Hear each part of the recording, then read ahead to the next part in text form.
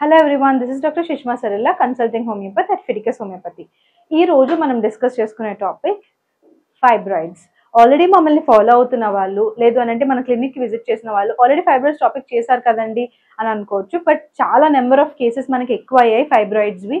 And also questions కూడా చాలా ఎక్కువ అయ్యాయి. అంటే ఎందుకు వస్తుందండి, ఎలా వస్తుంది, లేదు అని అంటే ఎక్కడ ప్రాబ్లం జరుగుతుంది, చాలా మంది అడుగుతున్నారు. మనకి మంచి రిజల్ట్ రావడం వల్ల అప్లాజ్ ఎక్కువగా వచ్చి ఎక్కువ కేసెస్ రావడం వల్ల ఈ ఫైబ్రాయిడ్స్ టాపిక్ ని ఇన్ డీటెయిల్డ్ గా మనం చూద్దాం ఒకసారి. ఎందుకు ఫైబ్రాయిడ్ టాపిక్ ని ఇట్లా డీకన్స్ట్రక్ట్ చేసి ఒక్కొక్క వీడియో చేస్తున్నాము అని అంటే, మన దగ్గరకు వచ్చిన కేసెస్ లో ఎస్పెషల్లీ చాలా కాల్స్ వస్తున్నాయి. అది కూడా అన్మ్యారీడ్ పీపుల్ లో ఫైబ్రాయిడ్స్ ఉండడం, లేదు అని అంటే పెరిమెనోపాజల్ స్టేజ్ 40-45 ఏజ్ ఉన్న వాళ్ళలో ఫైబ్రాయిడ్స్ సమస్య అనేది ఎక్కువగా కనిపిస్తుంది. వీళ్ళిద్దరిలోనూ కామన్ కాజెస్ తీసుకుంటే మనకి హార్మోనల్ చేంజెస్ ఎక్కువగా కనిపించాయి.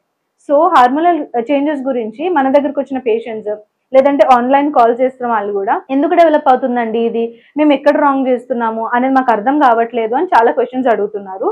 సో డీటెయిల్డ్ గా ఈ రోజు ఎస్పెషల్లీ ఓన్లీ హార్మోనల్ చేంజెస్ వల్ల ఫైబ్రాయిడ్స్ మనకి ఎలా వస్తాయి, ఏ ఫుడ్ వల్ల మనకి హార్మోనల్ చేంజెస్ అవుతున్నాయి, లేదంటే ఎలాంటి లైఫ్ స్టైల్ వల్ల మనకి హార్మోనల్ చేంజెస్ అవుతున్నాయి, అసలు ఎందుకు అవుతున్నాయి, ఏ హార్మోన్ లో ప్రాబ్లం అవుతుంది, దాన్ని ఎలా తగ్గించుకోవాలి, మంచి ట్రీట్మెంట్ ఆప్షన్స్ ఏంటి, అలోపతి ట్రీట్మెంట్ ఆప్షన్ ఏంటి, హోమియోపతి ట్రీట్మెంట్ ఆప్షన్ ఏంటి, దీని ప్రాబ్లం ఏంటి, దీని ప్రాబ్లం ఏంటి, ప్రోస్ అండ్ కోన్స్ అన్నిటి గురించి ఈ రోజు మనం డీటెయిల్డ్ గా డిస్కస్ చేసుకుందాం. జస్ట్ ఇన్ కేస్ ఒకవేళ మీరు ఫైబ్రాయిడ్స్ గురించి కంప్లీట్ గా జస్ట్ ఒక స్కెలిటన్ లాగా చూడాలనుకుంటే మన దగ్గర ఆల్రెడీ ఫైబ్రాయిడ్స్ వీడియో చేస్తున్నామండి.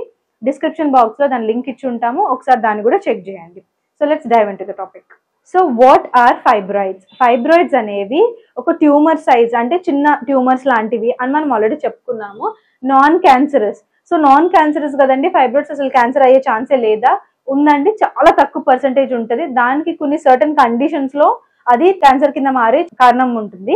సో ఎలాంటి కారణాల వల్ల అది క్యాన్సర్ కింద మారొచ్చు అనేది మనం నెక్స్ట్ వీడియోలో డిస్కస్ చేసుకుందాం.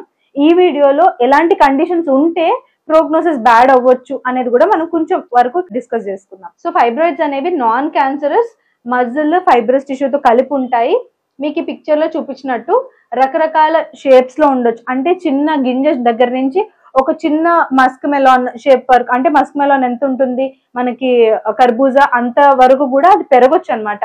చిన్న గ్రెయిన్ నుంచి, చిన్న గ్రెయిన్ ఉన్నదాన్ని ఫైబ్రాయిడ్ అంటాం, పెద్దది ఉన్నదాన్ని ఫైబ్రాయిడ్ అంటాం.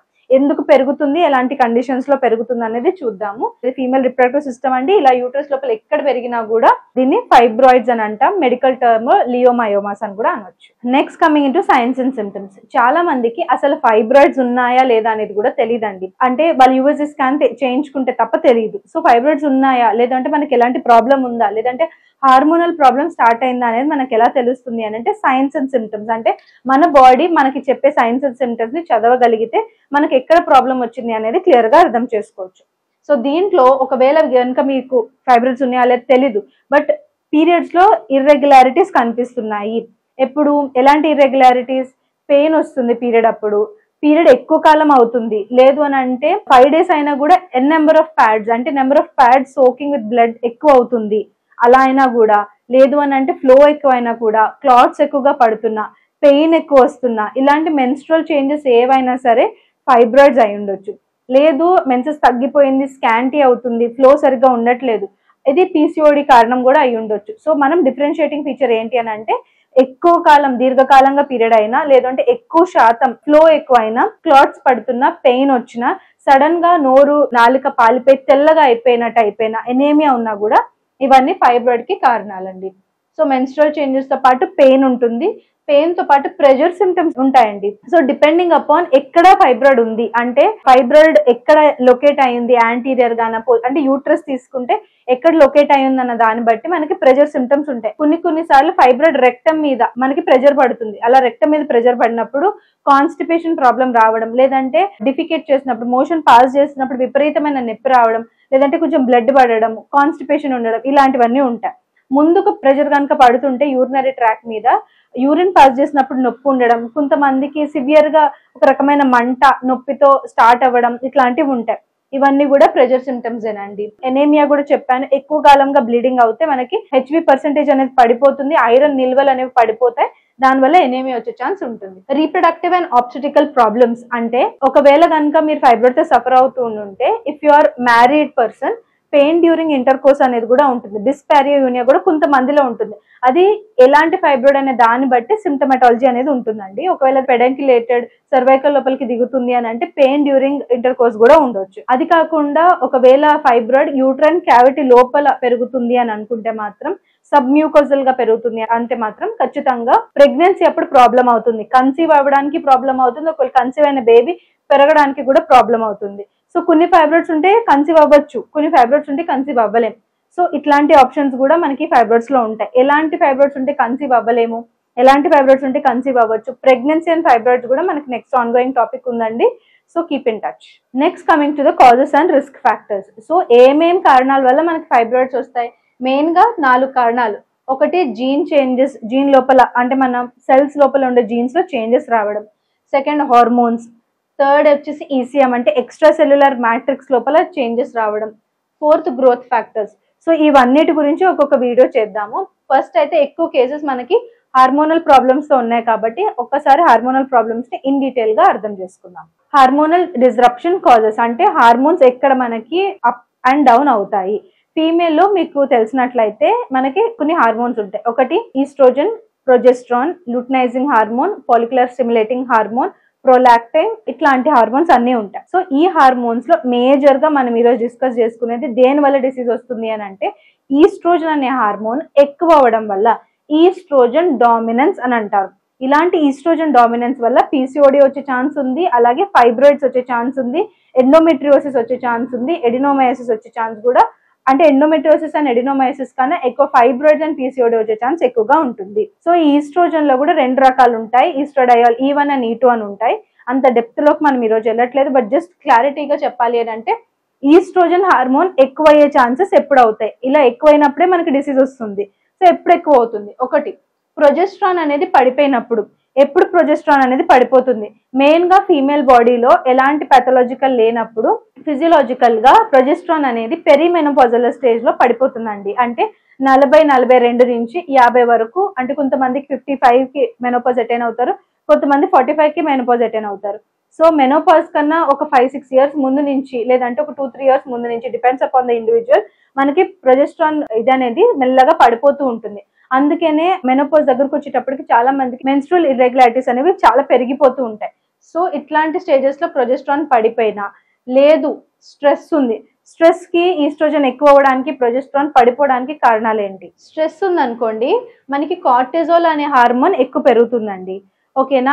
దీని గురించి మనకి ఇన్స్టాగ్రామ్ ఫీడ్ లో కూడా చాలా వీడియోస్ ఉన్నాయి, యూట్యూబ్ లో చాలా వీడియోస్ ఉన్నాయి. కార్టిజోల్ అనేది పెరుగుతుంది. ఇది పెరగడం వల్ల ఇన్సులిన్ రెసిస్టెన్స్ స్టార్ట్ అవుతుంది. అంటే diabetes starting stage, insulin resistance అనేది స్టార్ట్ అవుతుంది. ఇట్లా కార్టిజోల్ ఎక్కువ పెరిగిపోవడం వల్ల, ఇన్సులిన్ రెసిస్టెన్స్ డెవలప్ అవ్వడం వల్ల ప్రొజెస్ట్రాన్ పడిపోయి ఈస్ట్రోజన్ అనేది పెరుగుతుందండి. ఓకేనా? సో ఇది ఒక లింక్ అన్నమాట. ఇలాంటి కండిషన్స్ లో మనకి ఈస్ట్రోజన్ ఎక్కువై ప్రొజెస్ట్రాన్ పడిపోయినప్పుడు కూడా మనకి ఫైబ్రాయిడ్స్ వచ్చే ఛాన్స్ ఉంటుంది. గట్ డిస్బయోసిస్ అంటే పొట్టలో ఉన్న బ్యాక్టీరియా వల్ల కూడా మనకి ఈస్ట్రోజన్ ఎక్కువ అవ్వచ్చు. ఎలాగా? గుర్తుపెట్టుకోండి, ఈస్ట్రోజన్ అనేది ఒక హార్మోన్. దాన్ని మెటబలైజేషన్ చేయడం అంటే దాన్ని విరగొట్టడం, దాని క్యారెక్టరిస్టిక్స్ అన్నిటిని, అంటే దానికి ఒక సైకిల్ ఉంటుంది కదండి, ఆ సైకిల్ దాన్ని డిస్పోజ్ ఆఫ్ చేయడం కూడా ఒక పార్ట్ అన్నమాట.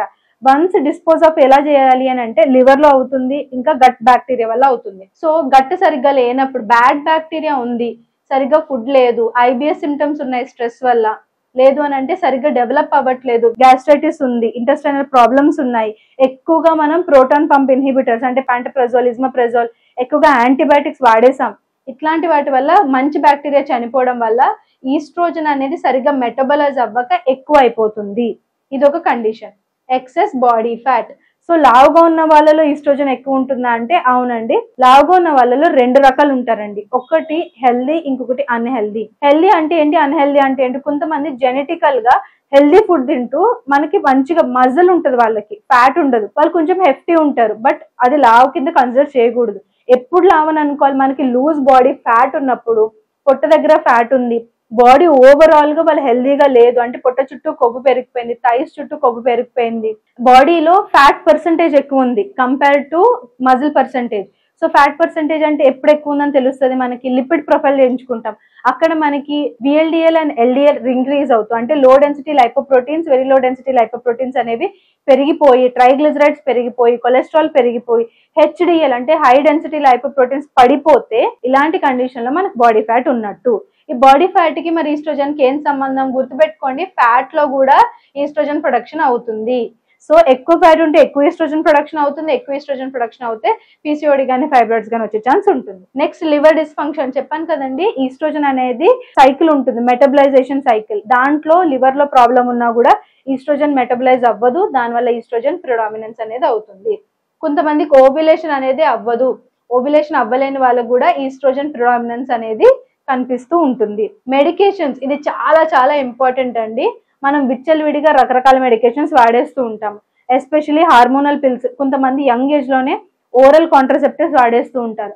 సో ఇట్లాంటి వాళ్ళల్లో ఎక్కువ శాతం 20 years కన్నా ముందు, లేదంటే 25 years కన్నా ముందు మీరు ఓరల్ కాంట్రసెప్టివ్స్ ఎక్కువగా వాడుతున్నారు, హార్మోనల్ పిల్స్ ఎక్కువగా వాడేస్తున్నారు, దానికంటూ ఒక ప్రొసీజర్ ని ఫాలో అవ్వకుండా, ఒక డాక్టర్ ని కన్సల్ట్ అవ్వకుండా ఓరల్ కాంట్రసెప్టివ్స్ వాడేస్తుంటే ఇలాంటి వాళ్ళల్లో ఒక 10 years లో ఖచ్చితంగా ఫైబ్రాయిడ్స్ డెవలప్ అయిపోతాయండి.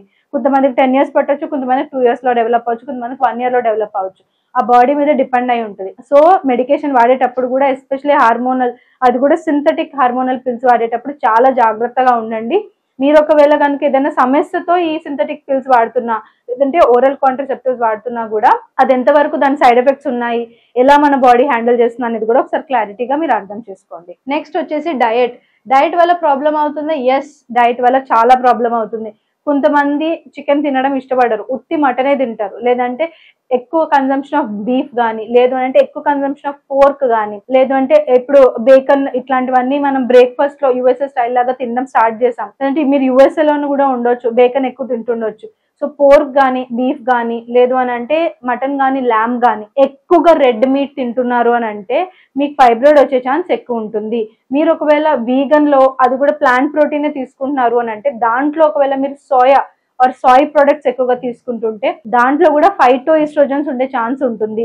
మీరు స్ట్రెస్ లో ఉంటే గనక, లేదంటే ఏదైనా సర్కమ్స్టాన్స్ లో మీరు ఎక్కువగా ఇవి కన్జ్యూమ్ చేయడం వల్ల, రెడ్ మీట్ కానీ ఈ సాయ్ ప్రొడక్ట్స్ వల్ల కానీ మనకి ఈస్ట్రోజన్ కంటెంట్ డామినెంట్ అయ్యే ఛాన్స్ ఉంది, అంటే హై ఈస్ట్రోజన్ లెవెల్ పెరిగే ఛాన్స్ ఉంటుంది.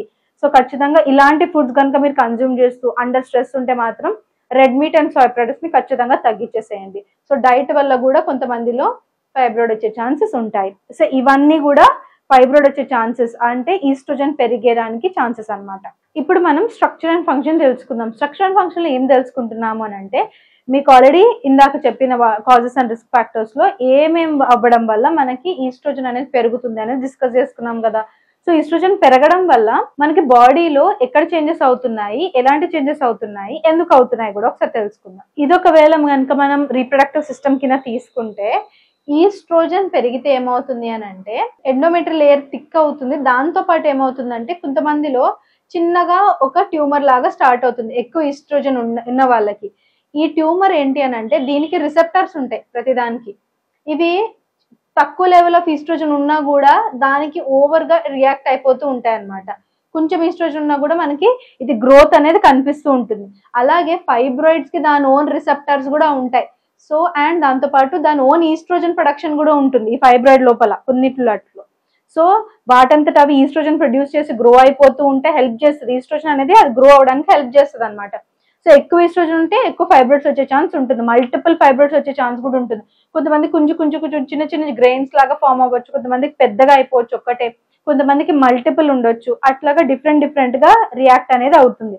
మరి ప్రొజెస్ట్రాన్ ఏం చేస్తుంది గుర్తుపెట్టుకోండి, ఈస్ట్రోజన్ కి ప్రొజెస్ట్రాన్ కి ఒక సర్టన్ రేషియో ఉంటుంది. ప్రొజెస్ట్రాన్ అంతే ఉండి ఈస్ట్రోజన్ పెరిగిపోయినా, లేదంటే ప్రొజెస్ట్రాన్ పడిపోతున్నా, లేదు అని అంటే ఈ రెండింటి బ్యాలెన్స్ తప్పినా కూడా ఈస్ట్రోజన్ డామినెన్స్ ఉంటే దాని వల్ల ఫైబ్రాయిడ్ అనేది ఫామ్ అవుతూ ఉంటుంది. ప్రొజెస్ట్రాన్ ఏం చేస్తుంది అని అంటే ఈ ఈస్ట్రోజన్ ఏదైతే ఎఫెక్ట్ చూపిస్తుందో దాన్ని తగ్గించడానికి హెల్ప్ చేస్తుంది అనమాట. అండ్ దాంతో పాటు ఏం చేస్తుంది, కొన్ని సార్లు ఈ ప్రొజెస్ట్రాన్ వల్ల కూడా ఫైబ్రాయిడ్ పెరుగుతూ ఉంటుంది. అది కొన్ని సార్లు, not all the time. Usual గా ప్రొజెస్ట్రాన్ ఇవ్వడం వల్ల కంట్రోల్ అవుతుంది బ్లీడింగ్ కానీ ఏవైనా సరే. సో ఇది మీకు అర్థమైంది కదా, ఎక్కువ ఈస్ట్రోజన్ ఉండడం వల్ల ఆ క్యావిటీ యూట్రస్ యాజ్ సచ్ మనకి రియాక్ట్ అవుతుంది. ఆ రియాక్షన్ స్టార్ట్ అవ్వడం వల్ల ఏమవుతుంది, ఐదర్ ఎండోమెట్రియల్ లేయర్ అన్న థిక్ అవుతుంది, లేదంటే యూట్రస్ లోపల కానీ బయట కానీ ఎక్కడి నుంచి అయినా ఫైబ్రాయిడ్ అనేది ఫామ్ అవుతూ ఉంటుంది. సో చాలా మందికి ఉత్తి ఫైబ్రాయిడ్ ఉండదు. కొంతమందికి ఎండోమెట్రియల్ థిక్నెస్ అంటే బల్క్ యూట్రస్ తోటి ఫైబ్రాయిడ్ ఉంటుంది, కొంతమందికి ఎండోమెట్రోసిస్ తో ఫైబ్రాయిడ్ ఉంటుంది. అలాగా ఈస్ట్రోజన్ డామినెన్స్ బట్టి అది డిపెండ్ అవుతుంది. ఒక పర్సన్ ఎండోమెట్రోసిస్ ఆర్ ఎడినోమయోసిస్ తో కూడా ప్రెజెంట్ అవ్వచ్చు. సో ఎండోమెట్రియల్ థిక్నెస్ తో ప్రెజెంట్ అవ్వచ్చు, ఉత్తి ఫైబ్రాయిడ్ తో ప్రెజెంట్ అవ్వచ్చు, లేదంటే కాంబినేషన్ తో కూడా ప్రెజెంట్ అవ్వచ్చు. బట్ ఇవన్నీ జరగాలి అని అంటే ఈస్ట్రోజన్ అనేది ఎక్కువగా కనిపించాలి ఆర్ డామినెన్స్ ఉండాలి. అండ్ దాంతో పాటు ఫైబ్రాయిడ్ ఒకవేళ కొంచెం పెద్దగా అవుతుంది అని అంటే ఆ ఫైబ్రాయిడ్ దానంతట అది ఈస్ట్రోజన్ కూడా ప్రొడ్యూస్ చేయగలిగే శక్తి ఉంటుంది. అక్కడి నుంచి కూడా ఫైబ్రాయిడ్ ఎవరి హెల్ప్ లేకుండా కూడా ఫైబ్రాయిడ్ గ్రో అయిపోతూ ఉంటుంది అనమాట. సో ఇదంతా ఈస్ట్రోజన్ వల్ల వచ్చిన యూట్రైన్ ప్రాబ్లమ్స్. అది కాకుండా ఈస్ట్రోజన్ బాడీలో చాలా వాటి మీద కూడా ఎఫెక్ట్ చూపిస్తుంది. సో ఏమేమి ఎఫెక్ట్ చూపిస్తుంది అనేది ఒకసారి చూద్దాం. ఫస్ట్, ఇర్రెగ్యులర్ గా సైకిల్ ఉండడం. అది మనకి చెప్పాను కదండి, అది పీసీఓడి కాజ్ చేయొచ్చు, సిస్టల్ కాజ్ చేయొచ్చు, ఫైబ్రాయిడ్ కాజ్ చేయొచ్చు అని. అట్లాగా సైకిల్ అనేది ఇర్రెగ్యులర్ అయిపోతుంది. తర్వాత హెవీ పీరియడ్స్ ఉండొచ్చు, లేదంటే పీరియడే రాకపోవచ్చు. So no periods. Hormonal headaches అంటే హార్మోన్ ఫ్లక్చుయేషన్స్ వల్ల వచ్చిన హెడేక్స్ కూడా ఉండొచ్చు. దాంతో పాటు చాలా మందికి కామన్ గా కనిపించేది ఏంటి అని అంటే bloating, anxiety, depression and mood swings. So మనకి పీరియడ్ దగ్గర పడుతున్నప్పుడు, లేదనంటే పీరియడ్ అయిపోయిన తర్వాత కొంతమందికి ఫస్ట్ డే ఆఫ్ పీరియడ్ ని తీసుకుంటే 14th or 13th or 15th day అంటే ఓవ్యులేషన్ టైంలో అట్లా కొంతమందికి కొన్ని హార్మోన్స్ కి రియాక్ట్ అవుతూ ఉంటారు కదా. చాలా మంది ఈస్ట్రోజన్ డామినెన్స్ కి రియాక్ట్ అవుతూ ఎక్కువగా బరువు పెరిగిపోవడం అంటే వెయిట్ లాస్ ని బాడీ రెసిస్ట్ చేయలేదు. సో వెయిట్ లాస్ రెసిస్టెన్స్ అంటే వెయిట్ గెయిన్ అయిపోతూ ఉంటుంది అనమాట బాడీ. సో వెయిట్ గెయిన్ అయిపోవడం, ఒంటి లోపల నీరు పట్టేయడం, దాని తర్వాత చిన్న ఫుడ్ అయినా అది కొవ్వు కింద కన్వర్ట్ అయ్యి బాడీలో స్టమక్ ఏరియాలో, థైస్ లో, బ్యాక్ లో స్టోర్ అయిపోవడము. దాని తర్వాత మెటబలైజేషన్ అనేది స్లో మెటబలైజేషన్ అయిపోవడం వల్ల మనకి నీరసంగా, లెథార్జిక్ గా, లేజీగా, ఏ పని చేయాలనిపించకపోవడము, బ్రెస్ట్ టెండర్నెస్ ఉండడము, తర్వాత అలసట ఉండడము, నిద్ర పట్టకపోవడము. అంటే రోజంతా నీరసంగా ఉంటుంది, లేదంటే నిద్రగా ఉంటుంది, కానీ నిద్రపోయడానికి నిద్ర పట్టదు. ఇట్లాంటి కండిషన్స్ అన్ని కూడా మనకి ఈస్ట్రోజన్ డామినెన్స్ లో కనిపిస్తూ ఉంటాయి. ఇలాంటి లక్షణాలు అంటే మీకు పీరియడ్ లో ఇంకా ఇర్రెగ్యులారిటీ స్టార్ట్ అవ్వలేదు, బట్ మీకు లెథార్జిక్ గా ఉన్నా, నీరసంగా ఉంటున్నా, లేదు అంటే బద్ధకంగా ఉంటున్నా, జుట్టు ఊడిపోతున్నా, ఊరికే ఏం తినకపోయినా కూడా ఫ్యాట్ గెయిన్ అంటే బాడీ వెయిట్ గెయిన్ అయిపోతున్నా, ఒంటికి గానీ కాలికి గానీ నీరు పడుతున్నా, లేదంటే సివియర్ మూడ్ స్వింగ్స్ ఉన్నా కూడా ఖచ్చితంగా ఇన్వెస్టిగేషన్స్ చేపించుకోండి. ఇది లక్షణాలు, స్టార్టింగ్ స్టేజెస్ అన్నమాట. ఇక్కడే మనం అరికట్టగలిగితే చాలా మందికి ఫ్యూచర్ లో ఫైబ్రాయిడ్స్ రాకుండా మనం అరికట్టవచ్చు. So investigations are very very important. Now let's get into the medical management. Mainly conventional treatment లో మనం అలోపతి గురించి డిస్కస్ చేసుకుంటాం. ఎందుకంటే ఇప్పుడు చాలా మంది కూడా ఈ కాలంలో అలోపతిక్ ఫార్మ్ ఆఫ్ ట్రీట్మెంట్ ని ప్రిఫర్ చేస్తున్నారు కాబట్టి దాంట్ వల్ల వచ్చిన సైడ్ ఎఫెక్ట్స్ తో కూడా మన దగ్గర చాలా మంది పేషెంట్స్ ఉన్నారు. సో వాళ్ళు అసలు ఎట్లాంటి కండిషన్ లో ఇట్లాంటి మెడిసిన్స్ రాస్తారు, ఎట్లాంటి కండిషన్స్ లో సర్జరీ సజెస్ట్ చేస్తున్నారు, ఏ కండిషన్స్ లో సర్జరీ బెటర్, ఏ కండిషన్స్ లో సర్జరీ బెటర్ కాదు, అండ్ ఎలాంటి ఫైబ్రాయిడ్స్ ఉంటే ఏమేమి ప్రాబ్లమ్స్ ఉంటాయి, అండ్ ఈ మెడిసిన్స్ కి సైడ్ ఎఫెక్ట్స్ అన్ని క్లియర్ గా ఒకసారి వినండి. ఫస్ట్ థింగ్, ఒకవేళ కనుక మీరు ఫైబ్రాయిడ్స్ తో ప్రెజెంట్ అవుతున్నారు, ఒక గైనకాలజిస్ట్ దగ్గరికి వెళ్తున్నారు, ఫైబ్రాయిడ్స్ అనేవి సైజ్ మోడరేట్ గా ఉన్నాయి, లేదంటే చాలా చిన్నగా ఉన్నాయి అని అంటే దానికి ఎట్లాంటి మెడికేషన్స్ ఇవ్వరు. అది గ్రో అయ్యాక చూద్దామండి అని పంపించేస్తారు. అది కాకుండా ఫైబ్రాయిడ్స్ కొంచెం ఒక మోడరేట్ గా ఉన్నాయి అని అనుకుంటే మాత్రం మెయిన్ గా ఇచ్చేది GnRH మెడికేషన్స్. ఇది టెంపరీగా మెనోపాజ్ లైక్ కండిషన్ ని క్రియేట్ చేస్తుంది. ఎలా క్రియేట్ చేస్తుంది మెనోపాజ్ లైక్ కండిషన్ అని అంటే ఈ GnRH ఎగోనిస్ట్ ఆర్ యాంటగోనిస్ట్ 2 రకాలు ఉంటాయండి. దీంట్లో ఏంటి అని అంటే మనకి ఈస్ట్రోజన్, ప్రొజెస్ట్రాన్ ఉంటాయి కదండి. ఆ ఈస్ట్రోజన్, ప్రొజెస్ట్రాన్ ప్రొడ్యూస్ అవ్వకుండా చేసేస్తాయి. ఓకేనా? ఇలా చేయడం వల్ల ఏమవుతుంది, మెనోపాజ్ వచ్చేస్తుంది. మెనోపాజ్ లో కూడా మనకు అదే ప్రాబ్లం అవుతుంది కదా, ఈస్ట్రోజన్ తగ్గిపోతుంది, ప్రొజెస్ట్రాన్ తగ్గిపోతుంది. సో ఏమవుతుంది, వెజనల్ డ్రైనెస్ వచ్చేస్తుంది, ఊరికేనే ఆస్టియోపోరోసిస్ అంటే బోన్స్ తొందరగా విరిగిపోయే ఛాన్స్ ఉంటుంది. దాని తర్వాత హాట్ ఫ్లషెస్, వేడి ఆవిర్లు ఉంటాయి. తర్వాత కొంతమందికి హెయిర్ ఫాల్ అయిపోతూ ఉంటుంది, కొంతమందికి ఆండ్రోజన్స్ అనేవి ఎక్కువైపోతూ ఉంటాయి. సో ఈ GnRH ఎందుకు ఇస్తారు అసలు మనకి, మెనోపాజ్ లైక్ కండిషన్స్ ఎందుకు క్రియేట్ చేయాల్సి వస్తుంది? ఒకటి ఏంటి అని అంటే మెనోపాజ్ లైక్ కండిషన్స్ క్రియేట్ చేసినప్పుడు ఈస్ట్రోజన్ డామినెన్స్ ఏదైతే ఉందో తగ్గుతుంది కదండి. సో ఈస్ట్రోజన్ డామినెన్స్ తగ్గినప్పుడు ఏమవుతుంది, ఈ ఫైబ్రాయిడ్ గ్రోత్ అనేది మనం రెస్ట్రిక్ట్ చేయొచ్చు. సో గ్రోత్ రెస్ట్రిక్ట్ చేయడానికి హెల్ప్ అవుతుంది. బట్ హెల్ప్ అవుతుంది కానీ ఇక్కడ దీని సైడ్ ఎఫెక్ట్స్ కూడా మనం అంతే ఇబ్బందికరంగా ఉంటాయి. ఒకవేళ పెళ్లి కావాల్సిన అమ్మాయి అనుకోండి, సివియర్ వెజనల్ డ్రైనెస్, లేదంటే బోన్స్ ఫ్రెజిలిటీ, జుట్టు ఊడిపోవడం, స్కిన్ డ్రై అయిపోవడం, మూడ్ స్వింగ్స్ ఉండడం, హాట్ ఫ్లషెస్ రావడం, ఇట్లాంటి ప్రాబ్లమ్స్ ఉన్నప్పుడు GnRH ఇవ్వడం చాలా ఇబ్బంది అవుతుంది. అండ్ ఆల్సో ప్రెగ్నెన్సీ కావాలనుకునే వాళ్ళు, ప్రెగ్నెంట్ అవుదాం అనుకునే వాళ్ళలో కూడా ఇట్లాంటి GnRH మెడికేషన్స్ మనం ఇవ్వలేము. అండ్ ఒకవేళ ఇచ్చిన మెడికేషన్స్ వన్స్ ఒక సర్టన్ స్టేజ్ వరకు ఇచ్చి ఫైబ్రాయిడ్ ష్రింక్ అయిపోయిన తర్వాత ఆపేస్తారు. ఎందుకంటే ఆపేసి దీన్ని మళ్ళీ బ్యాకప్ ప్లాన్ చేయాలి. ఏంటి, మళ్ళీ బ్యాకప్ గా ఈస్ట్రోజన్, ప్రొజెస్ట్రాన్ మళ్ళీ ఇండ్యూస్ చేయాల్సి ఉంటుంది బాడీ లోపలికి. సింథటిక్ హార్మోన్స్ ని ఇండ్యూస్ చేయాలి, లేదు అని అంటే బాడీకి సర్టన్ ప్రాబ్లమ్స్ వస్తాయి. కాబట్టి మళ్ళీ బ్యాకప్ కింద వన్స్ ఫైబ్రాయిడ్ సర్టన్ స్టేజ్ లోకి వచ్చాక, లేదంటే కంప్లీట్లీ ష్రింక్ అయ్యాక మళ్ళీ మనం ఈస్ట్రోజన్, ప్రొజెస్ట్రాన్ ఇవ్వాలి. మళ్ళీ ఈస్ట్రోజన్, ప్రొజెస్ట్రాన్ ఇచ్చినప్పుడు మళ్ళీ రికర్ అయ్యే ఛాన్స్ కూడా ఉంటుంది. సో ఇక్కడ ఇది ప్రాబ్లమాటిక్ గా ఉంటుంది. నెక్స్ట్ వచ్చేసి NSAIDs అంటే non steroidal anti inflammatory drugs. ఎందుకు ఇస్తాము ఫస్ట్ ఈ డ్రగ్స్ అంటే పెయిన్ మెడికేషన్ లాగా ఇస్తామండి. అవును, మరి ఫైబ్రాయిడ్ ఉంటే సివియర్ పెయిన్ ఉంటుంది, కిందకి లాగేసినట్టు అనిపిస్తుంది, ఎవరో తాడు పెట్టి సైడ్ న గుంజేసినట్టు అనిపిస్తుంది, పెయిన్ఫుల్ గా ఉంటాయి పీరియడ్స్. అట్లాంటప్పుడు పెయిన్ కిల్లర్స్ వేసుకోవడంలో తప్పేముంది? తప్పేం లేదండి. Pain killer very short period of time కొంతమందిలో వాడితే పర్వాలేదు, కానీ పెయిన్ కిల్లర్ వాడిన ప్రతిసారి డాక్టర్ ఖచ్చితంగా మిమ్మల్ని ప్రోటాన్ పంప్ ఇన్హిబిటర్స్ అంటే ప్యాంటప్రజోల్ కానీ, ఇస్మాప్రజోల్ కానీ ఇట్లాంటివి వేసుకోమని ఖచ్చితంగా చెప్తారు. వన్స్ అట్లాంటివి వేసుకుంటున్నారు, పెయిన్ కిల్లర్స్ ఎక్కువగా వాడుతున్నారు అంటే గ్యాస్ట్రైటిస్ వచ్చే ఛాన్స్ ఉంటుంది. గ్యాస్ట్రైటిస్ తో పాటు గట్ లోని మైక్రోబియం లో కూడా డిస్టర్బెన్స్ ఉంటుంది. వన్స్ మీరు ప్యాంటప్రజోల్, ఇస్మాప్రజోల్ లాంగ్ రన్ లో వాడితే అబ్జర్ప్షన్ కెపబిలిటీ అనేది పడిపోతుంది, మీకు న్యూట్రిషనల్ డెఫిషియన్సీస్ వస్తాయి.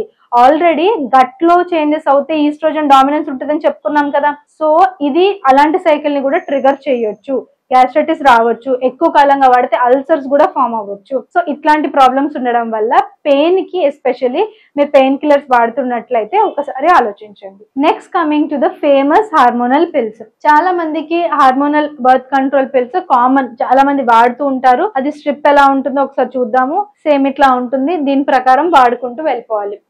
గుర్తుపెట్టుకోండి, మీరు ఫైబ్రాయిడ్స్ లో కానీ, PCOD లో కానీ హార్మోనల్ పిల్స్ వాడుతున్నారు అని అంటే దానికి సర్టన్ సైడ్ ఎఫెక్ట్స్ ఉంటాయి. సో ఫస్ట్ అసలు ఇది ఎందుకు ఇస్తారనే చూద్దాం. అసలు ఏ ఇంటెన్షన్ తో మనం ఈ హార్మోనల్ పిల్స్ ని ప్రిస్క్రైబ్ చేస్తున్నాం, ఏ ఇంటెన్షన్ తో ఇది వర్క్ అవుతుంది, మరి ఎక్కడ సైడ్ ఎఫెక్ట్ అనేది చూస్తున్నాం అనేది కూడా క్లారిటీగా చూద్దాం. వన్స్ హార్మోనల్ పిల్స్ ఇచ్చిన తర్వాత హార్మోనల్ పిల్స్ లో ఏముంటాయి? యూజువల్ గా అయితే కంబైన్డ్ ఓరల్ కాంట్రసెప్టివ్స్ ఉంటాయి, లేదు అని అంటే ప్యూర్ ప్రొజెస్ట్రాన్ వల్ల ఉంటాయి. సో ఈ ప్రొజెస్ట్రాన్ కానీ కంబైన్డ్ లో కానీ ఎక్కువ శాతం ప్రొజెస్ట్రాన్ ఉంటుంది. ప్రొజెస్ట్రాన్ ఏం చేస్తుంది? ఆల్రెడీ ఈస్ట్రోజన్ డామినెన్స్ వల్ల మనకి ఫైబ్రాయిడ్ వచ్చింది కదా, సో ఈస్ట్రోజన్ ని కౌంటరాక్ట్ చేయడానికి ప్రొజెస్ట్రాన్ ఇస్తున్నాం. ఓకే, అండ్ ఈ దీంట్లో కంబైన్డ్ ఓరల్ కాంట్రసెప్టివ్ పిల్స్ లో కొంత శాతం ఈస్ట్రోజన్ ఉంటుంది, దానివల్ల మనకి మేజర్ గా ఎఫెక్ట్ ఉంటుంది. సో ఈ కంబైన్డ్ ఓరల్ కాంట్రసెప్టివ్స్ లో కానీ, లేదు అని అంటే ఈ ప్రొజెస్ట్రాన్ ఓన్లీ పిల్స్ లో కానీ ప్రాబ్లం ఎక్కడ వస్తుంది అని అంటే వన్స్ మీరు ఇది వాడడం ఆపేశారు అని అనుకుంటే మిడ్ మెన్స్ట్రల్ బ్లీడింగ్ అయ్యే ఛాన్స్ ఉంటుంది. దాంతో పాటు not only mid menstrual bleeding, ఈ ఓరల్ కాంట్రసెప్టివ్స్ వాడడం వల్ల హెవీగా వెయిట్ గెయిన్ కానీ, కొంతమంది సివియర్ గా వెయిట్ గెయిన్ అయిపోతూ ఉంటారు, కొంతమందికి హెయిర్ ఫాల్ అయిపోతూ ఉంటుంది, కొంతమందికి స్కిన్ డార్క్ అయిపోతూ ఉంటుంది, కొంతమందికి మెన్స్ట్రల్ ఇర్రెగ్యులారిటీస్ కోసం ఇచ్చినా కూడా అది సివియర్ గా ఇర్రెగ్యులర్ అయిపోయే ఛాన్స్ ఉంటుంది. అంటే బాడీ ఎలా రియాక్ట్ అవుతుందో ఒక్కొక్కసారి చెప్పలేం. సో అది గుడ్ ఇంటెన్షన్స్ తో ఇచ్చినా కూడా అది వర్క్ అవ్వాల్సిన చోట ఒక్కొక్కసారి వర్క్ అవ్వదు. అండ్ వర్క్ అయినా కూడా as soon as you stop taking contraceptive pills మళ్ళీ మీకు రికర్ అయ్యే ఛాన్స్ కూడా ఉంటుందండి. సో యూజువల్ గా అలోపతిక్ ఫార్మ్ ఆఫ్ ట్రీట్మెంట్ లో మనం సర్జరీ, మయోమెక్టమీ కానీ, లేదు అని అంటే హిస్టరెక్టమీ కానీ యూజువల్ గా ప్రిఫర్ చేస్తూ ఉంటారు. పిల్లలు కనలేదంటే మయోమెక్టమీ, కనేసారు ఫ్యామిలీ ప్లానింగ్ ఆపరేషన్ అయిపోయిందంటే హిస్టరెక్టమీకి ప్రిఫర్ చేస్తూ ఉంటారు. ఎందుకంటే ఓరల్ కాంట్రసెప్టివ్ పిల్స్ వల్ల కొన్ని సార్లు మనం ఫైబ్రాయిడ్ తగ్గించాలనుకున్నప్పుడు ఒక్కొక్కసారి ప్రొజెస్ట్రాన్ లెవెల్ వల్ల కూడా ఫైబ్రాయిడ్ పెరిగే ఛాన్స్ ఉంటుంది. ఫైబ్రాయిడ్ పెరగొచ్చు, మెన్స్ట్రల్ ఇర్రెగ్యులారిటీస్ ఏదైతే దానికోసం తీసుకుంటున్నారో అది ఇర్రెగ్యులర్ అయిపోవచ్చు.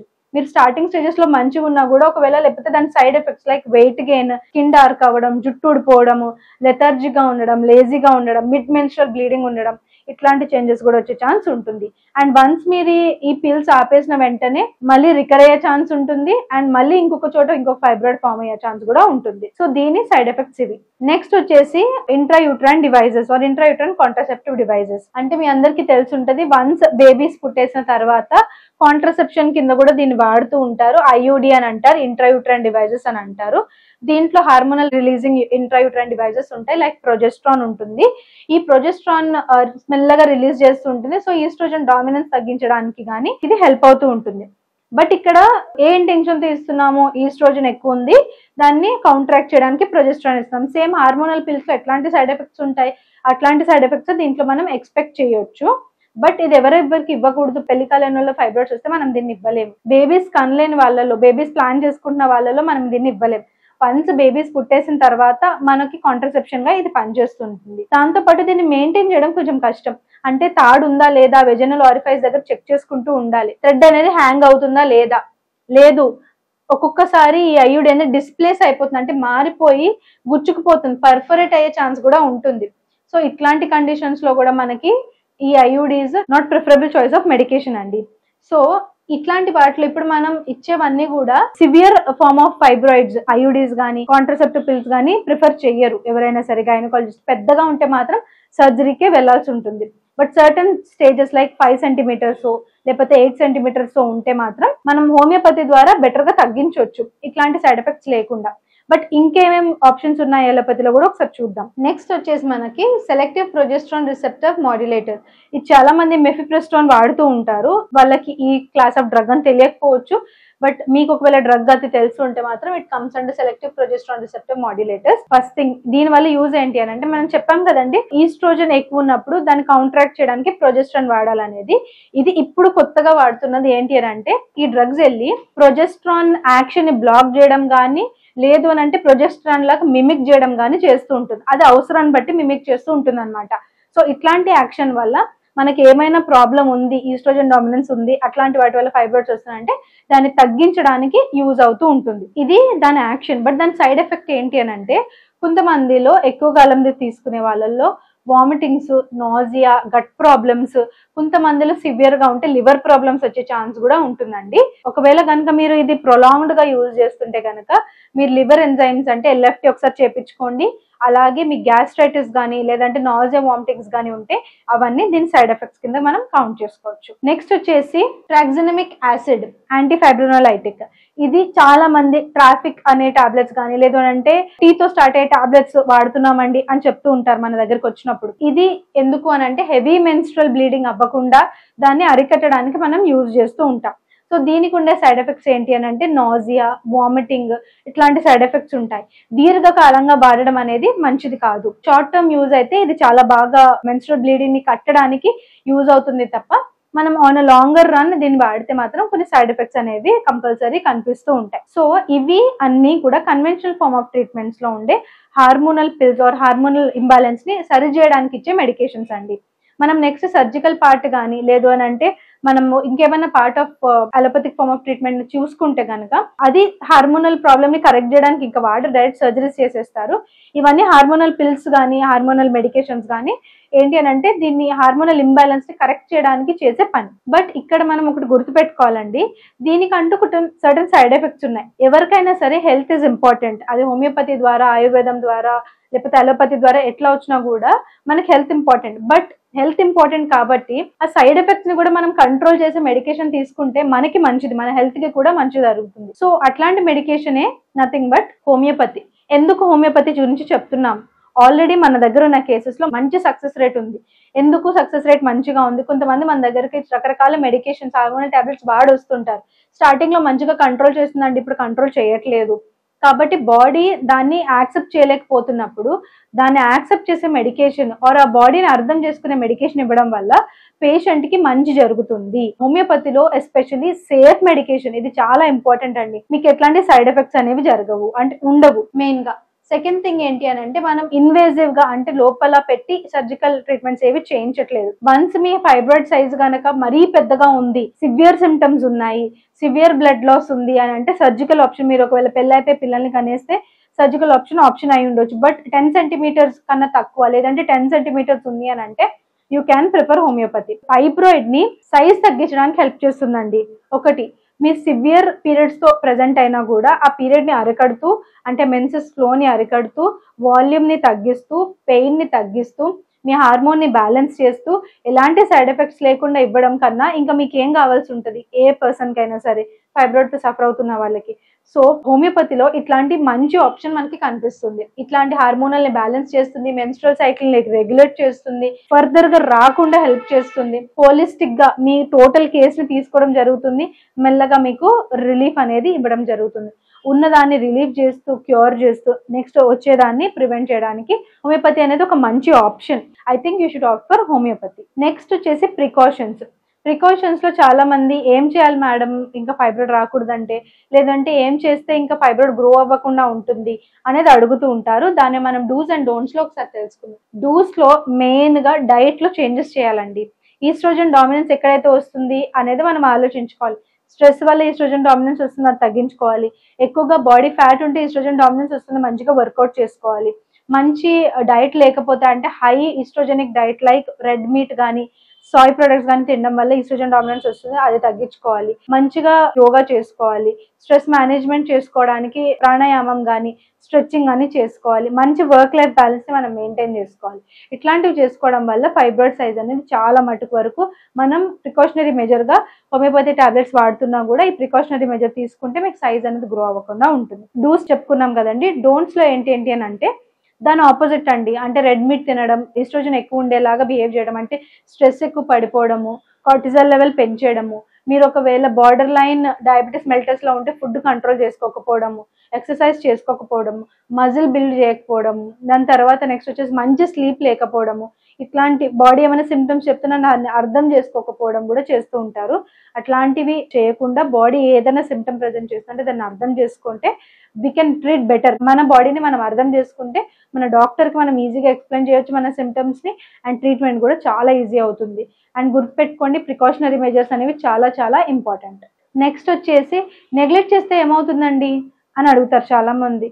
నాకు ఎక్కువగా పీరియడ్ అయిపోతుందండి, దాన్ని ఇంకా సర్లే అని వదిలేస్తున్నాను, ఏజ్ అయిపోతుంది కదా అనుకుంటారు. గుర్తుపెట్టుకోండి, ఎక్కువగా పీరియడ్ అయిపోతుంది అని అంటే ఎక్కువగా బ్లడ్ లాస్ అవుతుంది. ఎక్కువగా బ్లడ్ లాస్ అవుతుంది అని అంటే హెచ్బి పడిపోతుంది.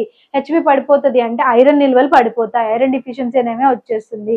బాడీలో అన్ని ఫంక్షన్స్ కి మనకు ఐరన్ కావాలి, బ్లడ్ కావాలి, బ్లడ్ క్వాలిటీ కావాలి. తర్వాత కొంతమంది ఏం చేస్తూ ఉంటారు, ఆ పోతే పోనీ అని వదిలేస్తారు. బట్ వదిలేస్తే ప్రాబ్లం ఎక్కడ బ్లడ్ తోనే ప్రాబ్లం కాదండి.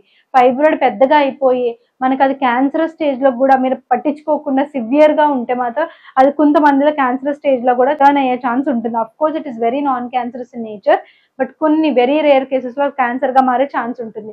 బాడీలో ఏం జరుగుతుంది అనేది తెలియకపోతే ఎక్కడ ప్రాబ్లం అవుతుంది, అది ఎండోమెట్రిస్ అవుతుందా, ఎడోనోమైసిస్కి వెళ్ళిపోతుందా, బల్కీ యూట్రస్కి వెళ్ళిపోతుందా, ఒవేరియన్ సిస్ట్ కూడా ఫామ్ అయిపోతుందా అనేది మనకు తెలియదు కదండి. సడన్ గా ఫుల్ పెయిన్ తో కూడా మీరు రిప్రజెంట్ చేయొచ్చు. సో బాడీలో ఏమేమి చేంజెస్ అవుతున్నాయో తెలియదు కాబట్టి ప్రతి సిమ్టమ్ ని మనం గుర్తుపెట్టుకొని మంచిగా డాక్టర్ దగ్గర కన్సల్టేషన్ తీసుకుంటూ మంచి మెడికేషన్ వాడుకుంటే మనకి ఎలాంటి ప్రాబ్లం ఉండదని, తొందరగా ప్రాబ్లం తగ్గిపోతుంది, మంచి హెల్త్ కూడా ఉంటుంది. మీరు కనుక ఫైబ్రాయిడ్ తో సఫర్ అవుతూ ఉంటే, లేదంటే ఎలాంటి ఫీమేల్ రిప్రొడక్టివ్ ప్రాబ్లమ్స్ అయినా సఫర్ అవుతూ ఉంటే, లేకపోతే ఆల్రెడీ డిస్కస్ చేసుకున్నట్టు హార్మోనల్ చేంజెస్ అంటే నీరసంగా ఉండడం, జుట్టు ఊడిపోవడం, రోజంతా నిద్ర పట్టడం, అంటే రోజంతా నిద్రగా ఉండడం, నైట్ నిద్ర పట్టకపోవడము, యాక్నే రావడము, వెయిట్ గెయిన్ అయిపోవడము, ఒళ్ళంతా నీరు పట్టడం, ఇట్లాంటి కండిషన్స్ తో కనుక మీరు సఫర్ అవుతూ ఉంటే ఫిడికస్ హోమియోపతి ఒక్కసారి ట్రై చేయండి. ఇక్కడ మనకి online consultation and offline consultation రెండు ఆప్షన్స్ ఉన్నాయి. ఆఫ్లైన్ కన్సల్టేషన్ ఒకవేళ మీరు దగ్గరలో ఉంటే మాత్రం వచ్చి ఆఫ్లైన్ కన్సల్టేషన్ తీసుకోవచ్చు. అలా కాకుండా మీరు నియరెస్ట్ బ్రాంచ్ ఆఫ్ ఫిడికస్ దగ్గర లేకపోతే ఆన్లైన్ లో మమ్మల్ని కన్సల్ట్ అవ్వచ్చు. ఆడియో కన్సల్టేషన్ అవైలబిలిటీ ఉంది అండ్ వీడియో కన్సల్టేషన్ అవైలబిలిటీ అనేది ఉంది. వన్స్ కన్సల్టేషన్ అయ్యాక మాకేమైనా ఇన్వెస్టిగేషన్స్ కావాలంటే మీకు తెలియజేస్తాము. మీ దగ్గర ఆల్రెడీ ఉన్న ఇన్వెస్టిగేషన్స్ ఏమైనా ఉంటే కూడా మాకు షేర్ చేయొచ్చు. వన్స్ ప్రాసెస్ అంతా అయిపోయిన తర్వాత ఎస్పెషల్లీ ఆన్లైన్ క్లయింట్స్ కి మీకు మెడిసిన్ అనేది డోర్ డెలివరీ చేయడం జరుగుతుంది, కొరియర్ ద్వారా పంపించడం జరుగుతుంది. ఇండియాలో ఉంటే 3 to 4 బిజినెస్ డేస్ టైం పడుతుందండి. యూఎస్ఏలో ఉంటే 3 to 5 బిజినెస్ డేస్ టైం పడుతుంది. అక్రాస్ ద గ్లోబ్ ఎక్కడున్నా 4 to 8 బిజినెస్ డేస్ అనేది టైం పడుతుంది. మీరు కనుక మాతో కాంటాక్ట్ అవ్వాలి అని అనుకుంటే ఇక్కడ చూపించిన నెంబర్ ద్వారా కాల్ కానీ వాట్సాప్ కానీ మెసేజ్ కానీ మాకు చేయండి. ఇంకా ఫిడికస్ గురించి తెలుసుకోవాలి అని అనుకుంటే ఇచ్చిన వెబ్సైట్ www.fidicus.com ని ఒక్కసారి చెక్ చేయండి. మీరు కనుక ఫీమేల్ ప్రాబ్లమ్స్ లో సఫర్ అవుతూ ఉంటే, ఫైబ్రాయిడ్స్ కానివ్వండి, ఎండోమెట్రోసిస్ కానివ్వండి, ఎడినోమైసిస్ కానివ్వండి, సిస్ట్లు కానివ్వండి, పీసీఓడిస్ కానివ్వండి, లేదు అని అంటే హార్మోనల్ ఫ్లక్చుయేషన్ స్టార్ట్ అయ్యాయి అంటే జుట్టు ఊడిపోతుంది, వెయిట్ గెయిన్ అయిపోతున్నాను, పొట్ట చుట్టూ మనకి ఫ్యాట్ వచ్చేసింది, రోజంతా నిద్రగా ఉంటుంది, నైట్ ఏమో నిద్ర పట్టట్లేదు, హెయిర్ ఫాల్ అయిపోతుంది, యాక్నే అయిపోతుంది, కలర్ తగ్గిపోతున్నా, ఇట్లాంటి హార్మోనల్ చేంజెస్ స్టార్టింగ్ స్టేజెస్ లో కూడా హోమియోపతిక్ మెడికేషన్స్ తీసుకోవడం వల్ల మీకు మంచి రిజల్ట్ ఉంటుంది అండ్ ప్రోగ్నోసిస్ కూడా గుడ్ అవుతుంది. అంటే మంచి ప్రోగ్నోసిస్ కి మనం వెళ్ళొచ్చు. సో ఇట్లాంటి కండిషన్స్ ఉంటే మాత్రం మీరు కనుక క్యూర్ కోసం వెతుకుతుంటే ఫిడికస్ హోమియోపతి ఈజ్ ద ఆన్సర్ అండి. ఎందుకు ఫిడికస్ని చూస్ చేసుకోవాలి? ఎందుకంటే ఫిడికస్ stands for highest chance of health. ఇక్కడ మనం 3 ప్రిన్సిపల్స్ ష్యూర్గా పాటిస్తాం. ఒకటి, అసలు వీడియో చేయడానికి కారణమే ఎక్కువ ఫైబ్రాయిడ్ కేసెస్ మనకి మంచి సక్సెస్ రేట్ రావడం. సో గుడ్ సక్సెస్ రేట్ ఒకటి. సెకండ్, ట్రాన్స్పరెంట్ ట్రీట్మెంట్, అంటే ఒక గ్రే ఏరియా లేకుండా పేషెంట్కి డాక్టర్కి మధ్యలో మంచిగా మీకు ప్రోగ్నోసిస్ అనేది ఎక్స్ప్లెయిన్ చేయడం, ఏ ఆప్షన్ బెటర్ అనేది ఎక్స్ప్లెయిన్ చేయడం జరుగుతుంది. Third, personal care. మీకుండే డౌట్స్ని మేము ఎంత శ్రద్ధగా తీసుకుంటున్నామంటే దాని గురించి మనం వీడియోస్ కూడా చేసి రిలీజ్ చేస్తున్నాం. సో మీకుండే ప్రతి డౌట్ని మనం క్లియర్ చేయడం జరుగుతుంది. సో పర్సనల్ కేర్ కూడా ఫిడికస్లో చాలా బాగుంటుంది. మీరు కనుక క్యూర్ కోసం వెతుకుతూ ఉంటుంటే Fidicus homeopathy is the answer. Thank you. Fiticus Homeopathy.